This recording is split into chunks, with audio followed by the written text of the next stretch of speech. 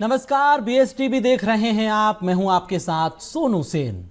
छत्तीसगढ़ में बदलाव की बहार देखी जा रही है। साय सरकार में जनहित के काम तेजी से हो रहे हैं। मोदी की गारंटी को पूरा किया जा रहा है। वहीं महिलाओं को संबल मिला है, किसानों को बल मिला है। प्रदेश के आदिवासियों की जिंदगी में नया सवेरा हुआ है। इतना ही नहीं, साय सरकार ने भ्रष्टाचार पर कड़ा प्रहार किया। अब प्रदेश में लाल आतंक की गहरी छाया भी छटने लगी है। तो चलिए इस रिपोर्ट के जरिए देखते हैं साय सरकार का पूरा एक साल का लेखा जोखा।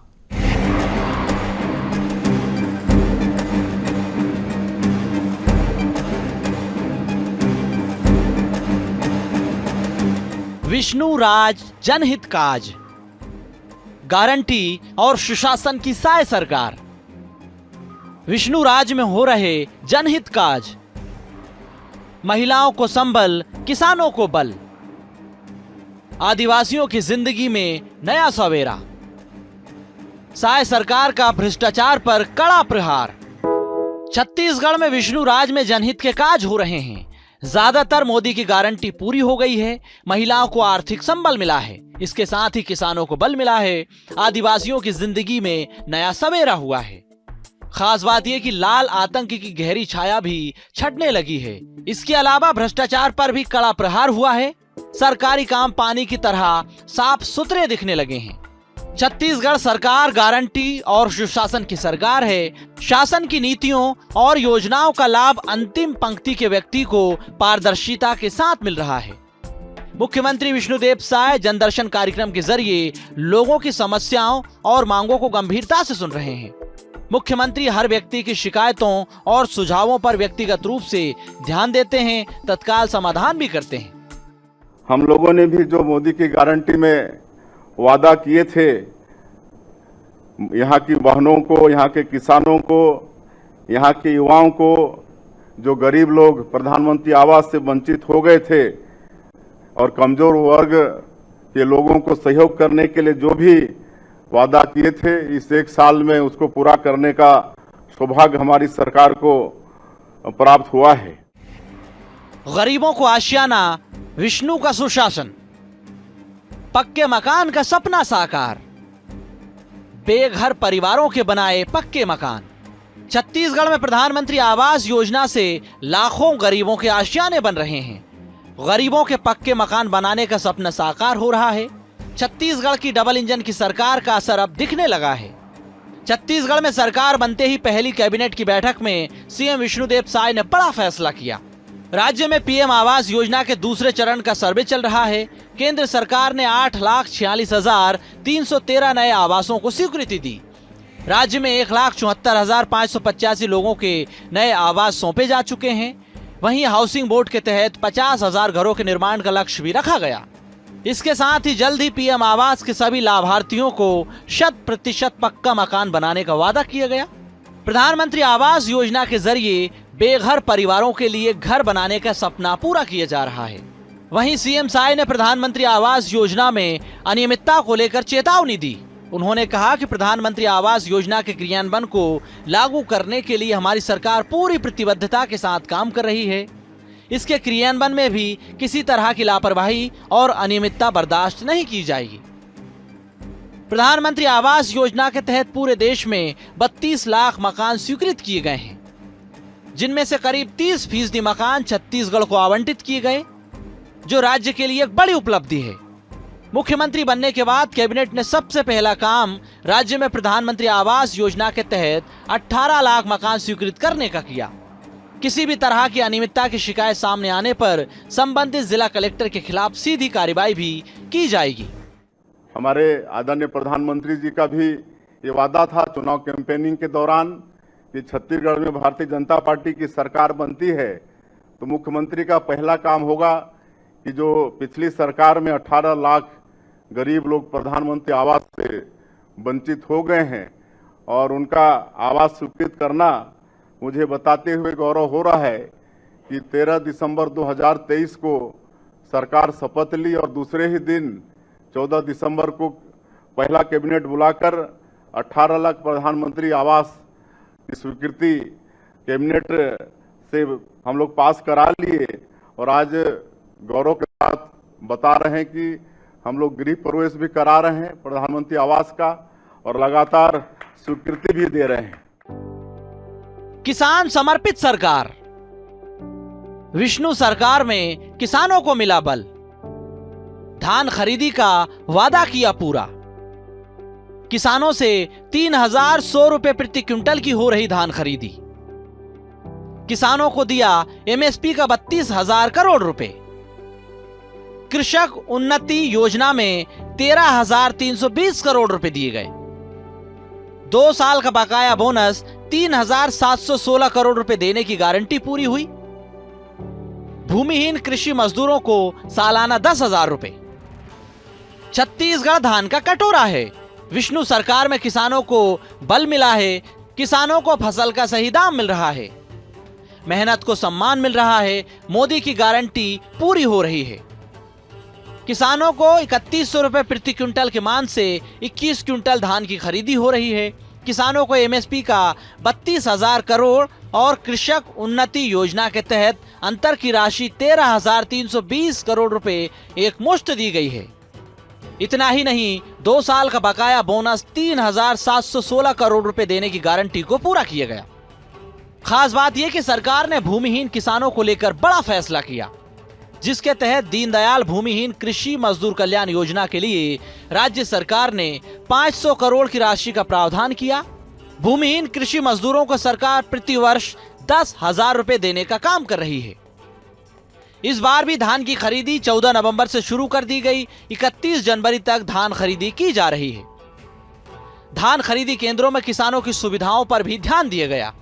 वहीं धान खरीदी को लेकर किसी भी तरह की समस्या पर सीएम विष्णुदेव साय खुद नजर रख रहे हैं। वादा हमारी सरकार ने निभाया है। प्रति एकड़ 21 क्विंटल धान खरीदेंगे, वो वादा भी हमारी सरकार ने पूरा किया है। और 2 साल का बकाया बोनस जो कांग्रेस के जन घोषणा पत्र में भी था, लेकिन 5 साल तक उन्होंने जिक्र नहीं किया, तो 14 लाख किसानों का 3,716 करोड़ रुपया बकाया बोनस जो था 2023 के दिसंबर 25 को, जिसको हम लोग सुशासन दिवस के रूप में मनाते हैं, जो भारत रत्न हमारे छत्तीसगढ़ के निर्माता श्रद्धेय अटल बिहारी वाजपेयी जी की भी जयंती है, उस दिन ये बकाया राशि देने का काम किए। हर घर जल सुरक्षित कल। साय सरकार पहुंचा रही हर घर तक जल। प्रदेश में लोगों के घरों तक पहुंचाया पानी। 38,79,000 से ज्यादा घरों में नल से जल पहुंचाया। प्रदेश में 77% लक्ष्य किया हासिल। 2,186 गांवों में घरों तक पहुंचाया पानी। प्रदेश में लोगों के घरों तक पानी पहुंचाने का काम भी तेजी से हो रहा है। जल जीवन मिशन के तहत प्रदेश के 33 जिलों के 50 लाख से ज्यादा घरों में पेयजल पहुंचाने का लक्ष्य रखा गया। इसमें से 38,79,315 से ज्यादा घरों में नल से जल पहुंचाने का सपना साकार हो चुका है। प्रदेश में तकरीबन 77% से ज्यादा लक्ष्य को पूरा कर लिया गया। वहीं शेष घरों में नल से जल पहुंचाने के लिए भी तेजी से काम हो रहा है। घर घर जल पहुंचने से गांवों की तस्वीर बदल रही है। महिलाओं की समस्याएं भी कम हो रही हैं। अब महिलाओं को पेयजल के लिए कोसों दूर पानी के लिए नहीं जाना पड़ता है। प्रदेश के 33 जिलों के 2,186 गांव में हर घर तक जल पहुंचाने का 100% काम पूरा कर लिया गया। प्रदेश में बिछाया सड़कों का जाल। सड़क कनेक्टिविटी पर सरकार का फोकस। सड़क के बुनियादी ढांचे को किया मजबूत। छत्तीसगढ़ को मिली 4 नई रेल परियोजनाएं। अयोध्या तक बढ़ाई जा रही सीधी कनेक्टिविटी। छत्तीसगढ़ के मुख्यमंत्री विष्णुदेव साय ने राज्य में चल रही सड़क परियोजनाओं और आदिवासी क्षेत्रों में कनेक्टिविटी बढ़ाने पर काम किया। बीते 1 साल में प्रदेश में 31,000 करोड़ रुपए से सड़क और राजमार्ग के कामों को स्वीकृति दी गई। राज्य के 4 प्रमुख शहर जिनमें ई बसों की शुरुआत का फैसला लिया गया। अंबिकापुर में हवाई सेवा की शुरुआत की गई। ऐसी कई परियोजनाओं को भी सीएम विष्णुदेव साय के नेतृत्व में केंद्र सरकार से स्वीकृति मिल चुकी है। वहीं अयोध्या तक सीधी कनेक्टिविटी भी की जा रही है। छत्तीसगढ़ में सड़क के बुनियादी ढांचे को मजबूत करने के लिए विभिन्न प्रस्तावों पर जल्द से जल्द सकारात्मक पहल करने का आश्वासन भी केंद्र सरकार की तरफ से मिल रहा है। इसके लिए 1383 करोड़ के 13 कार्यों के प्रस्ताव केंद्रीय मंत्रालयों को भेजे गए हैं। छत्तीसगढ़ में नेशनल हाईवे को विस्तार दिया जा रहा है। छत्तीसगढ़ में सड़कों का जाल बिछाया जा रहा है। 4 नई रेल परियोजनाएं छत्तीसगढ़ को मिली हैं। हमने प्रदेश में सड़क, रेल और हवाई सुविधा का भी विस्तार किया है और डबल इंजन की सरकार है। इस कारण भी इन क्षेत्रों में प्रदेश को लाभ हो रहा है। अंबिकापुर में हवाई अड्डे का इनॉग्रेशन हो गया है। सड़क के क्षेत्र में कुल 31,000 करोड़ रुपया की परियोजना 31,000 करोड़ रुपए का विकास काम स्वीकृत हुआ है और इस तरह से प्रदेश में सड़कों का ये नेटवर्क का जाल बिछेगा।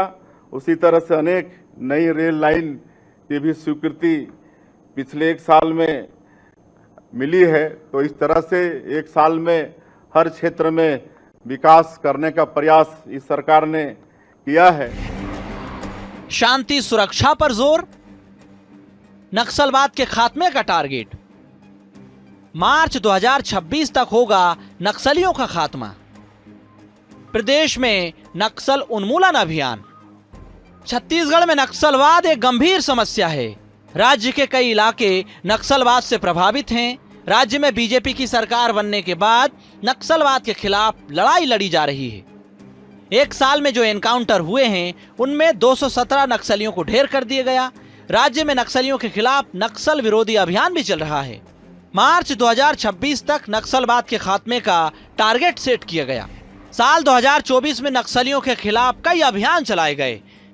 इस दौरान नक्सलियों पर कड़ा प्रहार किया गया। सबसे बड़ा रिकॉर्ड भी बनाया गया। इससे पहले दशकों तक नक्सलियों के खिलाफ ऐसी कार्रवाई नहीं की गई थी। छत्तीसगढ़ पुलिस के आधुनिकीकरण पर भी जोर दिया जा रहा है। 30 करोड़ रुपए देने की इसके लिए घोषणा भी की गई। इससे पुलिस के पास नक्सली इलाकों में ऑपरेशन के लिए आधुनिक हथियार भी उपलब्ध कराए जाएंगे। थानों में नेटवर्क और डिजिटल वर्क पर भी काम किया जा रहा है। पुलिस इंफ्रास्ट्रक्चर को मजबूत किया जा रहा है। इंटेलिजेंस का भरपूर इस्तेमाल किया जा रहा है। साय सरकार में कानून व्यवस्था को मजबूत करने का काम हो रहा है। अपराधियों के मन में कानून का भय देखा जा रहा है। प्रदेश में अपराध पर नियंत्रण के लिए व्यवस्थाओं को मजबूत किया जा रहा है। मुख्यमंत्री का कहना है कि सरकार सुशासन के लिए प्रतिबद्ध है। पिछले वर्षों की तुलना में अपराध की संख्या में कमी आई। जनता और शासन प्रशासन के बीच निरंतर संवाद जनता के बीच विश्वास पैदा कर रहा है। पुलिस की पारदर्शी कार्यप्रणाली सुशासन की स्थापना की दिशा में महत्वपूर्ण कदम है। छत्तीसगढ़ में खुशहाली हो, शांति और सुरक्षा हो, इसकी जिम्मेदारी साय सरकार की है। नक्सलवाद के साथ भी जिस तरह से हमारी सरकार मजबूती के साथ लड़ रही है, आज पूरे देश को मालूम है और माननीय हमारे देश के यशस्वी गृह मंत्री श्री अमित शाह जी मार्च 2026 तक ये नक्सलवाद को पूरे देश से समाप्त करने का संकल्प लिया है और उस दिशा में डबल इंजन की सरकार के कारण भी इस लड़ाई में हम लोगों को लाभ हो रहा है। अभी 1 साल के अंदर 213 नक्सलियों को मुठभेड़ में मार गिराए हैं और कुल 1750 नक्सली या तो आत्मसमर्पण किए हैं या उनकी गिरफ्तारी हुई है। और ऐसे क्षेत्रों में हम लोग नियत नेलानार योजना, ये गोंडी भाषा में है, इसका हिंदी अनुवाद है आपका अच्छा गांव। इसके माध्यम से सरकार की योजनाओं को पहुंचाने में वहां पर हम लोग सफल हो रहे हैं। निवेश का रेड कारपेट तैयार। पर्यटन पर खास फोकस। निवेशकों के लिए खोले राहत के द्वार। छत्तीसगढ़ में उद्योगों को बढ़ावा देने के लिए सरकार ने नई औद्योगिक नीति को लागू किया। 1 नवंबर से नई औद्योगिक नीति लागू की गई। नई औद्योगिक नीति में पर्यटन पर खास फोकस किया गया। इसके साथ ही छत्तीसगढ़ के आर्थिक सलाहकार परिषद के गठन का भी फैसला किया गया। 23 दिसंबर को सीएम विष्णुदेव साय दिल्ली में इन्वेस्टर कनेक्ट बैठक में भी शामिल हुए। इस दौरान उद्योगपतियों से निवेशकों से उन्होंने चर्चा की, जिसके बाद निवेशकों ने 15,000 करोड़ से ज्यादा का इन्वेस्टमेंट छत्तीसगढ़ में करने की प्रक्रिया को शुरू किया। सीएम साय का कहना है कि आने वाला समय छत्तीसगढ़ के लिए शानदार होगा, निवेश के लिए बेहतर होगा। हमारी सरकार ने नई उद्योग नीति 2014-2030 इसका भी लॉन्च किया है और इसमें हमारे प्रदेश के युवाओं को स्वरोजगार मिले, इस पर विशेष ख्याल किया गया है। सूक्ष्म लघु और मध्यम उद्योग को रियायत देने पर भी नई उद्योग नीति में प्रावधान किए गए हैं और उद्योग नीति में अनुसूचित जाति, जनजाति, महिला उद्यमी, सेवानिवृत्त अग्निवीर, भूतपूर्व सैनिक, नक्सल प्रभावित, आत्मसमर्पित नक्सली और जो तृतीय लिंग के उद्यमी को विशेष प्रोत्साहन का प्रावधान नई उद्योग नीति में किए हैं। हेल्थ के क्षेत्र पर भी खास फोकस, स्वास्थ्य सुविधाओं में विस्तार, अत्याधुनिक तकनीकों का इस्तेमाल, हेल्थ इंफ्रास्ट्रक्चर को किया मजबूत। छत्तीसगढ़ सरकार स्वास्थ्य सुविधाओं के विस्तार में अत्यंत संवेदनशील है। मुख्यमंत्री विष्णुदेव साय ने राज्य में स्वास्थ्य सेवाओं को सशक्त बनाने के लिए काम किया। सरकार स्वास्थ्य के क्षेत्र में अत्याधुनिक तकनीकों का इस्तेमाल कर रही है, जिससे दूरस्थ अंचलों के लोग भी इससे लाभान्वित हो रहे हैं। सेवाओं का विस्तार हो रहा है। प्रदेश के प्रमुख अस्पतालों जैसे डीकेएस और मेकाहारा में अत्याधुनिक तकनीक की सुविधा उपलब्ध कराई गई। वहीं संभाग स्तर पर सुपर स्पेशलिटी अस्पतालों का निर्माण भी चल रहा है। इसके साथ ही जिले और ब्लॉक स्तर पर आयुष्मान योजना चलाई जा रही है। राज्य सरकार ने हेल्थ के क्षेत्र में विशेष ध्यान दिया। हाल ही में बिलासपुर में 200 करोड़ रुपए के सुपर स्पेशलिटी अस्पताल का निर्माण किया गया। रायपुर के मेकाहारा अस्पताल की नई बिल्डिंग के लिए टेंडर भी जारी किए गए। सरकार के इस फैसले पर पूर्व डिप्टी सीएम और कांग्रेस के वरिष्ठ नेता टीएस सिंहदेव भी तारीफ कर चुके हैं। एक साल में 4 मेडिकल कॉलेज भवन का निर्माण की प्रक्रिया शुरू हो गई है। जांजगीर चांपा, कबीरधाम, मनेन्द्रगढ़ और गीदम में नए मेडिकल कॉलेज भवन के लिए 1020 करोड़ रुपया सैंक्शन किया गया है और इस प्रदेश ने डबल इंजन की सरकार के कारण बड़ा तेजी से साल भर में विकास किया है। मुख्यमंत्री विष्णुदेव साय महिला सशक्तिकरण पर भी तेजी से काम कर रहे हैं। छत्तीसगढ़ की सियासत में गेम चेंजर योजना कही जाने वाली महतारी वंदन योजना की शुरुआत हुई। इस योजना के तहत महिलाओं को हर महीने 1,000 रुपए यानी कि सालाना 12,000 रुपए की आर्थिक सहायता दी जा रही है। सरकार इस योजना की अभी तक 10 किस्तें जारी कर चुकी है। इस योजना के तहत साय सरकार ने महिलाओं के खाते में 7,000 करोड़ रुपए से ज्यादा की राशि ट्रांसफर की। वहीं योजना के शुरू होने के बाद से छत्तीसगढ़ की 70 लाख से ज्यादा माता बहनों को सशक्त बनाया जा चुका है। महिलाएं इस योजना के शुरू होने के बाद से आत्मनिर्भर हो चुकी हैं। आज 70 लाख महिलाओं को प्रति महीना महतारी बंधन योजना में 1,000 रुपया उनके खाते में देने का काम कर रहे हैं। अभी तक 10 किस्त दे चुके हैं और कुल 6,530 करोड़ रुपया उनके खातों में महतारी बंधन योजना में भेजने का काम हमारी सरकार ने किया है। छत्तीसगढ़ में कांग्रेस शासन में जो भी घपले घोटाले हुए उसको लेकर सरकार ने गंभीरता से काम किया। बीजेपी की सरकार आने के बाद घपले घोटालों की जांच की जा रही है। शराब घोटाले की जांच ईडी कर रही है। कोयला परिवहन घोटाले की जांच भी हो रही है। सीजीपीएससी की जांच को लेकर भी सरकार ने गंभीरता से काम किया। सीबीआई को जांच को सौंपा है। सीबीआई ने इस मामले में बड़ी कार्रवाई की। इसके साथ ही बिरनपुर की घटना को भी सरकार ने गंभीरता से लिया है। महादेव सट्टा ऐप केस जैसे मामलों को भी अब सीबीआई को सौंप दिया गया। ज्यादा विश्वसनीय तरीके से जांच हो रही है, काम हो रहा है। पूरा प्रदेश ये देख रहा है कि किस तरह से भ्रष्टाचारियों के खिलाफ में तत्परता के साथ कार्रवाई भी हो रही है और उनको दंडित करने का सिलसिला भी जारी हो चुका है। सीजीपीएससी का जो स्कीम था आप सबको मालूम है और उसकी दोषियों को भी सजा दिलाने का वादा था और सीबीआई उसकी जांच कर रही है और उसमें भी जो दोषी लोग हैं वो दंडित होना शुरू किए, आप सबको मालूम है। इसके अलावा साय सरकार ने युवाओं पर भी खास फोकस किया। युवाओं को साधने के लिए सरकार ने होनहार छात्रों को ब्याज मुक्त कर्ज देने की घोषणा की। नालंदा परिसर की तर्ज पर प्रदेश के कई निकायों में हाईटेक लाइब्रेरी के निर्माण का लक्ष्य रखा गया। आने वाले समय में प्रदेश के हर जिले में हाईटेक लाइब्रेरी छात्रों के उज्जवल भविष्य के लिए बनाई जाएगी। इसका भी सपना पूरा होगा। नई शिक्षा नीति भी इस प्रदेश में लागू किए हैं, जिसमें शिक्षा के साथ साथ उसको रोजगार परक की भी व्यवस्था है। अब ऐसी शिक्षा हम लोग नई शिक्षा नीति में दे रहे हैं कि उसमें रोजगार की भी शिक्षा दी जा रही है और उसी तरह से शिक्षा को आगे बढ़ाने के लिए रायपुर में जिस तरह का नालंदा परिसर है, उसी तर्ज पर छत्तीसगढ़ के 13 नगरीय निकायों में हाईटेक लाइब्रेरी का निर्माण भी कर रहे हैं। वहीं राज्य में बीजेपी ने घोषणा की थी कि सरकार बनने के बाद श्रद्धालुओं के लिए रामलला दर्शन योजना की शुरुआत की जाएगी। अब इस योजना की शुरुआत भी हो रही है। योजना के तहत राज्य के श्रद्धालुओं को फ्री में अयोध्या का दर्शन कराया जा रहा है। इसके साथ ही मुख्यमंत्री तीर्थ दर्शन योजना की एक बार फिर से शुरुआत हुई। इसके लिए 2024-25 के प्रथम अनुपूरक बजट में 25 करोड़ रुपए का प्रावधान रखा गया। छत्तीसगढ़ सरकार की योजना राज्य के 60 वर्ष या अधिक आयु के व्यक्ति, दिव्यांगजन, विधवा, इसके साथ ही महिलाओं को भी लाभ मिल रहा है। इस योजना के तहत निःशुल्क यात्रा कराई जा रही है। भगवान राम से छत्तीसगढ़ का गहरा नाता है।